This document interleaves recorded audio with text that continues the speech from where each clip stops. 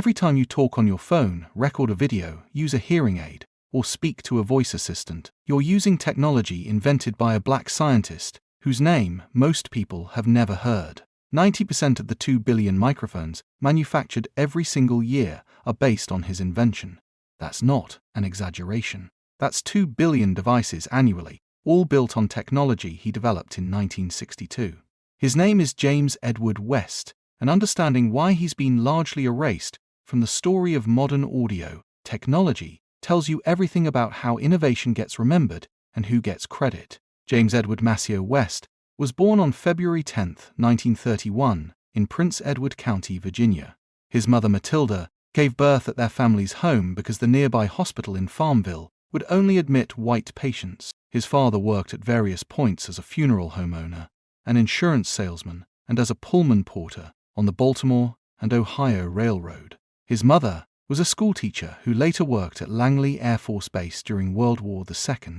She eventually lost that job because of her involvement with the NAACP, and she became one of the hidden figures, the black women who worked as human computers at NASA Langley Research Center, doing calculations that made space exploration possible. From childhood, James was obsessed with understanding how things worked. He took apart everything he could get his hands on. He later recalled, "If I had a screwdriver and a pair of pliers, anything that could be opened was in danger.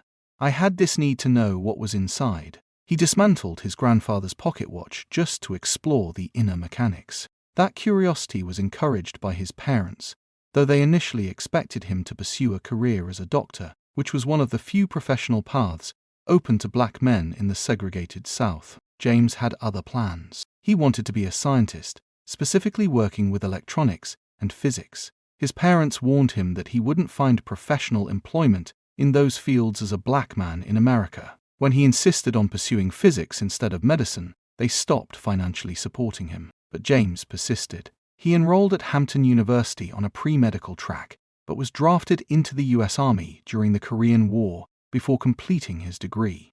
He was wounded in combat and received a Purple Heart. After returning from Korea, he used the GI Bill to enroll at Temple University in Philadelphia, where he switched his major to solid-state physics. At Temple, white students initially excluded him from study groups because of his race, but they soon invited him back after discovering he could solve even the most complex group problems on his own, often problems that stumped everyone else. In 1953, while still a student at Temple, James secured a summer internship at Bell Laboratories in Murray Hill, New Jersey, in the Acoustics Research Department. That internship changed everything. Bell Labs in the 1950s and 1960s was one of the most innovative research environments in the world. Scientists there invented the transistor, developed information theory, created the Unix operating system, and made breakthroughs that shaped modern computing and telecommunications. The culture at Bell Labs was intensely collaborative. As James later said, one of the benefits of Bell Labs was that you couldn't lock your door. Ideas flowed freely between researchers, and the institution gave scientists enormous freedom to pursue projects that interested them. James completed his bachelor's and master's coursework in physics at Temple by 1957, but he didn't officially graduate because he returned to Bell Laboratories to continue his research work. He was hired full-time as an acoustical scientist, specializing in electroacoustics and architectural acoustics, and in 1960, he began working with a German physicist named Gerhard Sessler on a project that would change audio technology forever. Bell Labs had given them an assignment: create a highly sensitive, durable, compact microphone that was also inexpensive to manufacture. At the time, the standard microphones used in telecommunications were condenser microphones. They worked reasonably well for recording studios, but they were expensive, required large battery sources, and were impractical for widespread use in devices like telephones, hearing aids, or consumer electronics. Bell Labs needed something better, something that could be mass-produced cheaply while maintaining high audio quality. James and Gerhard started experimenting with a material called an electret. The term electret is a portmanteau of electricity and magnet, coined by physicist Oliver Heaviside in the late 1800s. An electret is a material that retains a quasi-permanent electric charge, similar to how a magnet retains a magnetic field. Japanese scientist Mototaro Iguchi had experimented with waxes and resins as electrodes back in the 1920s, but the materials weren't durable enough for practical applications. James and Gerhardt's breakthrough came almost by accident. One day, while testing a microphone prototype, they accidentally shorted it out by reversing the battery. The microphone should have stopped working entirely, but instead, it somehow still produced sound. They had inadvertently turned the dielectric material inside the microphone into an electret. The material was holding an electric charge without needing an external power source. They realized immediately that this could solve their problem. If they could find a durable material that could hold a charge for years without degrading, they could create a microphone that didn't need a large battery, could be manufactured cheaply, and could be made incredibly small. They started searching for the right material, testing different polymers and configurations. Eventually, they settled on a thin plastic film made of Teflon. When exposed to a strong electrical field, the Teflon film would retain its electrical polarization permanently, creating a stable electret that could function as the core of a microphone. By 1962, they had perfected the design. The electric microphone used a thin sheet of Teflon that had been electrically charged to create a permanent electric field. When sound waves hit the microphone, they caused vibrations that changed the capacitance between the charged Teflon and a metal backplate, converting sound into electrical signals with remarkable accuracy and sensitivity. The entire device could be made smaller than a dime. It required no external power source beyond what was already in the device using it, and it could be manufactured at a fraction of the cost of traditional condenser microphones. James and Gerhardt filed the patent on May 22, 1962. The patent was officially granted as U.S. Patent No. 3, 118,022, for an electroacoustic transducer electret microphone. By 1968, electret microphones were being mass-produced and installed in telephones worldwide. The technology spread rapidly because it was simply better than everything that came before it. Higher performance, better acoustical accuracy, more reliable, smaller, lighter, cheaper. Today, over 90% of the 2 billion microphones manufactured every year are electret microphones based on James and Gerhardt's design.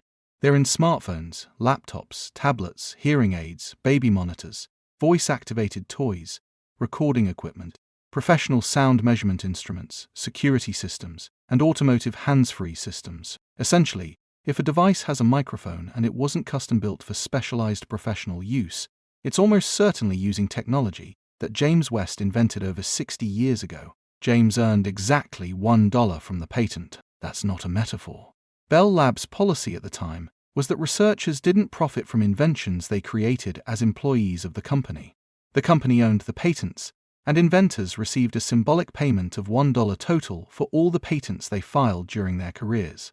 James filed over 250 patents during his time at Bell Labs, covering microphones, transducers, and techniques for creating polymer foil electrets. He received $1 for all of them combined. But James has said he has no regrets about that. Some of his colleagues at Bell Labs assumed he and Gerhardt would quit and start their own company to commercialize the invention. But that was never appealing to him. Bell Labs was a playground for scientists. The institution gave him the freedom to pursue research that interested him, collaborate with brilliant colleagues, and work on problems at the cutting edge of technology. For James, that environment was worth more than whatever money he might have made licensing the microphone himself. During his 40 years at Bell Labs, James didn't just invent microphones. He also became a leader in efforts to diversify the technology industry. In the 1970s, he co-founded the Association of Black Laboratory Employees, or ABLE, which was formed to address placement and promotional concerns of Black Bell Labs employees. He was instrumental in creating the Corporate Research Fellowship Program for graduate students pursuing terminal degrees in the sciences, as well as the Summer Research Program. Together, these programs provided research opportunities for over 500 non-white graduate students over the years, many of whom went on to significant careers in science and engineering. James also worked on projects beyond microphones. He measured the acoustics of Philharmonic Hall in New York City. He contributed to research on architectural acoustics, helping design spaces with optimal sound properties. He authored or co-authored over 150 technical papers and several books on acoustics, solid-state physics, and materials science. And he continued refining microphone technology, developing new transducer designs, and improving the performance of electric systems. In 2001, after more than 4 decades at Bell Labs, James retired and joined Johns Hopkins University as a research professor in the Department of Electrical and Computer Engineering and the Department of Mechanical Engineering. At Johns Hopkins, he's focused on improving teleconferencing technology, developing new transducers, and mentoring students. He's now in his 90s and still actively teaching and researching. The recognition for his work came later in his career, but it's been significant. In 1999, James and Gerhard Sessler were inducted into the National Inventors Hall of Fame. In 2006, James received the National Medal of Technology and Innovation from President George W. Bush. In 2010, he and Gerhard received the Benjamin Franklin Medal in Electrical Engineering from the Franklin Institute. In 2018, he received the John Scott Medal. The Acoustical Society of America, which he served as president from 1998 to 1999, awarded him their Silver Medal in 1995 and their Gold Medal in 2006. In 2018, they renamed their Minority Fellowship in his honor as the James E. West Fellowship, recognizing his role in establishing it and his decades of advocacy for diversity in science. But despite all those honors, James West's name remains largely unknown outside scientific and engineering circles. If you ask someone who invented the microphone technology in their phone, they probably won't know. If you ask them to name an important black inventor, they might mention George Washington Carver or Garrett Morgan, but probably not James West.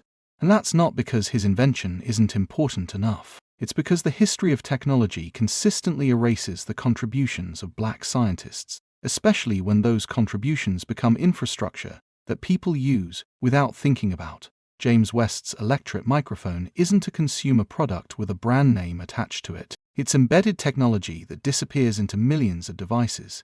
Most people never think about how their microphone works. They just expect it to work. And because James's invention works so reliably, so consistently, for such low cost, it's become invisible. The better the technology, the more it fades into the background. And the more it fades into the background, the easier it becomes to forget who created it. This pattern repeats across the history of black innovation. We saw it with Gladys West, whose mathematical modeling of Earth's shape made GPS possible but remained unknown until 2018. We saw it with Katherine Johnson and the other women at NASA, whose calculations enabled space exploration but were nearly forgotten until Hidden Figures brought their stories to light. We see it with Alice Ball, who developed the first effective treatment for leprosy at age 23, but had her discovery stolen and renamed by a white university president. The work gets done. The breakthroughs happen. The technologies transform the world, but the names get erased and the credit goes elsewhere.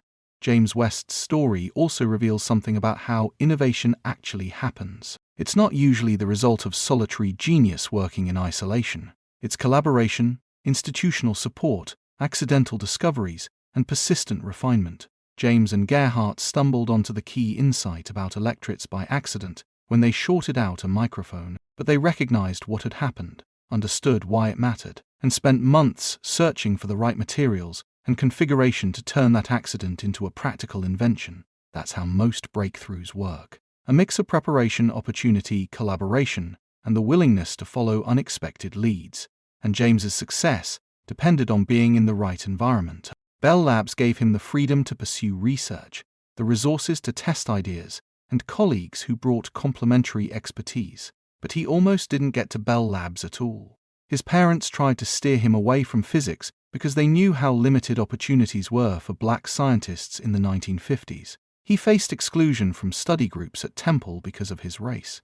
And even at Bell Labs, he had to co-found ABLE to address discrimination in hiring and promotion. He succeeded despite systemic barriers, not because those barriers didn't exist.